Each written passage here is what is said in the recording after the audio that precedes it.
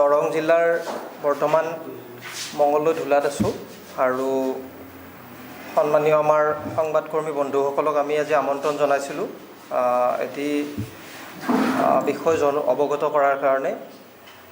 আপোনালোকে নিশ্চয় গম পায় যে ভাৰতবৰ্ষত যথেষ্ট দুৰ্ঘটনা সংঘটিত হয় আৰু আমাৰ অসম বা দৰং জিলাও তাৰ ব্যতিক্ৰম নহয়। আৰু যিমানে আমাৰ জীৱন খুব উন্নতিৰ শিখৰত আৰোহণ কৰিছে সিমানে দুৰ্ঘটনাও বৃদ্ধি পাইছে আৰু মানুহৰ পৰা মানুহৰ দূৰত্বটো বৃদ্ধি পাই গৈছে। কিন্তু সেই সময়তে ছেফটি ইণ্ডিয়া কিউআৰ এটা ষ্টাৰ্টআপ তেওঁলোক কোম্পানী হয়, ISO চাৰ্টিফাইড। তেওঁলোকে এটা খুব সুন্দৰ সুবিধা আমাৰ কাৰণে আনিছে, কাৰণ এই সুবিধাটো আচলতে আমাৰ ইমাৰ্জেঞ্চি, অৰ্থাৎ যিকোনো যদি কোনো এক দুৰ্ঘটনা আদি সংঘটিত হয় তাৰ লগত জড়িত।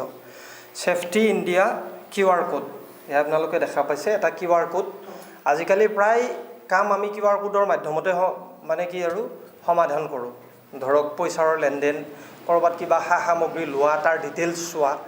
ইয়াত এই এটা মাত্ৰ QR কোডেও আমাক কেতিয়াবা বিপদত পৰিলে উদ্ধাৰ কৰিব পাৰে। মই একদম চমু ভাষাত আপোনালোকক বুজাই দিছোঁ। এজন মানুহ ধৰা হ'ল তেখেতৰ গাড়ীত এই QR কোডটো লগোৱা আছে, তাৰপিছত তেখেতে আহি কোনোবা এঠাইত দুৰ্ঘটনাত পতিত হ'ল, তাৰপিছত তেখেতৰ লগত কোনো ডকুমেণ্টছো নাই। ওচৰ চুবুৰীয়া যিখিনি মানুহে মানুহক সদায় সহায় কৰে, গতিকে মানুহখিনি দৌৰি আহি পেলাই এতিয়া মানুহে মানে দেখিছে যে তেওঁৰ কোনো ডিটেইলছ নাই। কি কৰা যাব? তেখেতৰ ফেমিলিক খবৰ দিব লাগে। তেতিয়া যদি এই QR কোডটোত তেওঁলোকে স্কেন কৰে, যিকোনো আমাৰ ফোনপে' থাকে, গুগল পে' থাকে বা যিকোনো আমাৰ স্কেনাৰ চবৰে মোবাইলত আজিকালি থাকে, স্কেন কৰাৰ মুহূৰ্ততে দুটা কণ্টেক্ট নম্বৰ আহিব। প্ৰথম তেখেতৰ যিজন দুৰ্ঘটনাত পতিত হৈছে তেখেতৰ ফেমিলিৰ। প্ৰথম এটাত আমি ট্ৰাই কৰিম, সেইটোত যদি কিবা কাৰণত লগা নাই ছেকেণ্ডটোত ট্ৰাই কৰিম। তাৰপিছতো যদি কিবা কাৰণত তেওঁলোকে ৰিচিভ নকৰিলে ঘৰত, কি হ'ব? লগে লগে এটি তেখেতৰ হোৱাটছআপত এটি নৰ্মেল দুটা মেছেজ গুচি যাব, একজেক্ট য'ত গাড়ীখনৰ দুৰ্ঘটনা সংঘটিত হৈছে সেই লোকেশ্যনটোও তেওঁলোকৰ তাত গুচি যাব, ফেমিলিৰ তাত। আৰু লগে লগে তলত কি আহিব? আমাৰ নিয়াৰেষ্ট যিখিনি মেডিকেল আছে, পুলিচ ষ্টেচন, ফায়াৰ ব্ৰিগেড, আমাৰ ইমাৰ্জেঞ্চিৰ কাৰণে যিখিনি গভৰ্ণমেণ্ট এজেঞ্চি আছে, তেওঁলোকৰ লোকেশ্যন আৰু কণ্টেক্ট নাম্বাৰ আমাৰ মোবাইলত আহি যাব। গতিকে চাওক, এইটো এটা খুব সুন্দৰ সুবিধা। কাৰণ আমাৰ প্ৰায় কি হয়, এক্সিডেণ্ট এটা সংঘটিত হোৱাৰ পিছত আমি কণ্টেক্ট নাম্বাৰ নাপাওঁ ফেমিলিৰ, কেতিয়াবা কাটচিটহে পোৱা যায়। গতিকে ফেমিলিক জনোৱাৰ লগে লগে নিশ্চয় ফেমিলি আহিব পাৰিব আৰু ফেমিলিয়ে হেল্প কৰিব। প্লাছ এক্সিডেণ্ট এটা হ'লে যদি আমি মানুহক সহায় কৰোঁ, লগে লগে যিজন ব্যক্তিয়ে প্ৰথম দুৰ্ঘটনা সংঘটিত হোৱা মানুহজনক পাব, তেওঁক যদি এম্বুলেঞ্চত বা মেডিকেলত পঠোৱাৰ ব্যৱস্থা কৰে, সেই ব্যক্তিগৰাকীয়ে পৰিবহণ অসম চৰকাৰৰ এটা খুব ভাল মানে সুবিধা এটা দি আছে। প্ৰথম যিজনে খবৰ দিব বা মানুহজনক পঠাব, গল্ডেন আৱাৰৰ ভিতৰত 1 ঘণ্টা, এটা দুৰ্ঘটনা সংঘটিত হোৱাৰ 1 ঘণ্টাটো গল্ডেন আৱাৰ বুলি কোৱা হয়। এইখিনি সময়তে যদি পৰিচৰ্যা পায়, মানুহজন বাচি যায়, দুৰ্ঘটনা পোৱা মানুহৰ বহুত মানে চান্সটো বাঢ়ি যায়। গতিকে এই খবৰটো যদি তেওঁ দিয়ে, তেতিয়াহ'লে 5,000 টকাৰ এটা পুৰস্কাৰ পাব চৰকাৰৰ ফালৰ পৰা। লগতে এজন গুড চিটিজেন, ভাল নাগৰিক, দায়িত্বশীল নাগৰিক হিচাপেও এখন চাৰ্টিফিকেট পাব। আৰু সুপ্ৰিম কোৰ্টৰ ৰায় আছে, আজিকালি কোনো ভয় কৰিব লগা নাই। কোনো এটা এক্সিডেণ্ট হ'লে আপুনি যদি কোনো এজন মানুহক লগে লগে মেডিকেলত লৈ যায়, ডক্টৰে আপোনাৰ কোনো ডিটেইলছ ৰাখিব নোৱাৰে।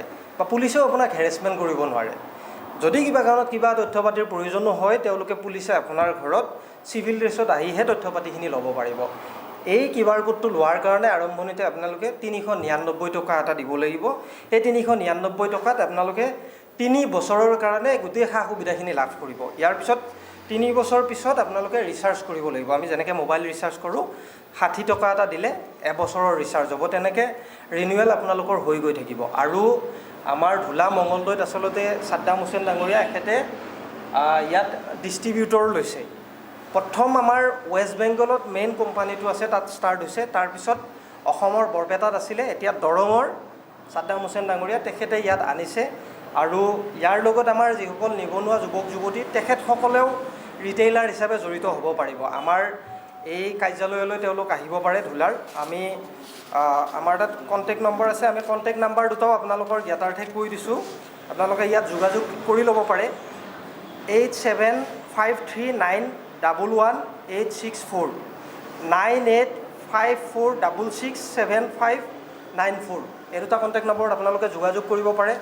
এই ব্যৱসায় হিচাপেও আপোনালোকে ল'ব পাৰিব। যিসকলে মানে ৰিটেইলাৰ হিচাপে আহিব বিচাৰে তেওঁলোকে ইয়াত আহি গোটেই বিষয়বস্তুখিনি জানি ল'ব পাৰিব।